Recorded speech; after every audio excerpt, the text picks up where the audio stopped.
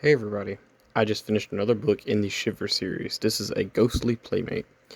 This is a pretty rare book. I bought this a few years ago, or maybe last year sometime. I think I paid $30 for it or so on thrift books. Um, but yeah, this is gonna be a kind of crazy review, and hopefully I don't forget anything. But yeah, I started this book yesterday, I think, and I got to page like 12, and then today I finished it because this book was very, very good. This is probably my favorite Shivers book so far. Unfortunately, it's pretty rare, so hopefully some of you have actually read this. But yeah, the story itself follows this girl named Virginia. Her and her family just moved from Alabama to New York. Her dad lost his job or something, so they had to move to New York. And it's a big difference. They had to cut back, and now they're not really, really doing good with money and stuff. And she came from a very high class um, family, and they had like 10 rooms, like lived in a mansion. They had butlers and different things like that. Now she lives in this old rundown apartment. And yeah, the very beginning of the book, they mention some things that I've never seen in a Goosebumps book or anything like that. There is a homeless man using the bathroom outside the building. There is this, when they first walk up to the house, there's this lady that says, "Who the blank are you?" And she says it rhymes, or it's not, it's the opposite of heaven or whatever. So, yeah, the beginning of this book was a little bit kind of weird, but not much happens, but it was okay. It was still pretty cozy. The writing was a little weird.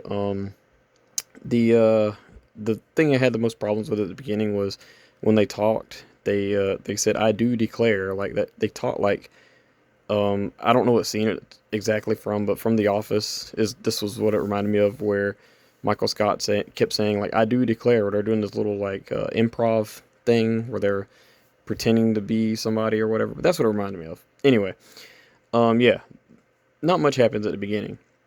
Things don't really get interesting until we learn that her dad is a scientist, and he is trying to create something, we don't know what.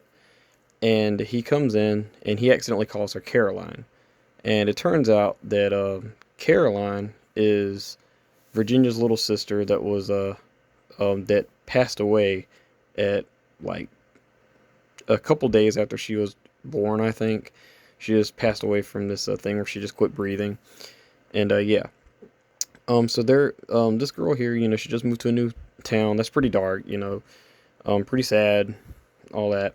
So she just moved to this new place and she doesn't have any friends. People make fun of her because of how she talks and stuff. So she's in a room one day and she sees in the mirror there's this girl behind her. And this girl introduces herself as Carly. Carly is just a person that pops up. She asks, like, well, where you from?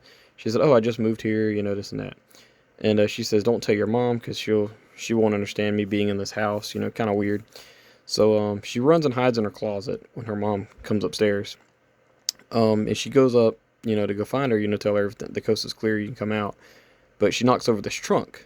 This trunk falls down. She opens the trunk and she finds something that I've never thought that I would see in a YA book, because I literally commented on my Goodreads like, okay, this is very different. But yeah, it's something. So anyway, Carly, we kind of learn a little bit more about her. She just wants a friend, just like Virginia wants a friend. And we learn that in order for her to be a friend, that Carly wants Virginia to die to be her friend. And yeah, it gets to like that, and it kind of gets into this thing where we don't know for sure if Carly is trying to trick Virginia into feeling sorry for her so she can, kill her, or, something like that. And I was hoping that it wasn't going to be that way. I was hoping that she'd be just nice, because I was actually enjoying the actual story of her being nice and just trying to be friends, that she was a ghost. And yeah.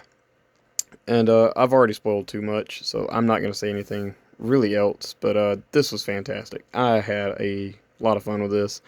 The writing was a little weird, but the little relationship between these two kids was really cool. We learn how we learn that Carly's a ghost. Like that's on the front cover. I mean, that spoils everything, you know. But we learn that she's a ghost, and how she died is very tragic. Basically, her parents, her mom couldn't read or write. Her dad was like a alcoholic because he kept losing jobs, and they literally had another baby and they couldn't afford her, so they stuck her in a closet and left. And like she died, she died. And yeah, that's so messed up, so ridiculously crazy. Um, this book's awfully sad, but it's, I mean, it's one that I recommend you read.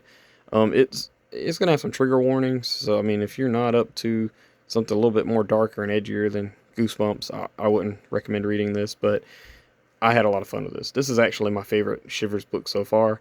I thought the story was really good, very engaging, very creepy. There's a true form of this girl that happens, and it's really good.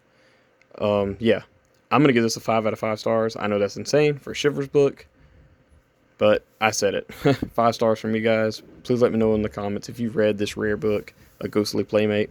Thank you. Bye bye.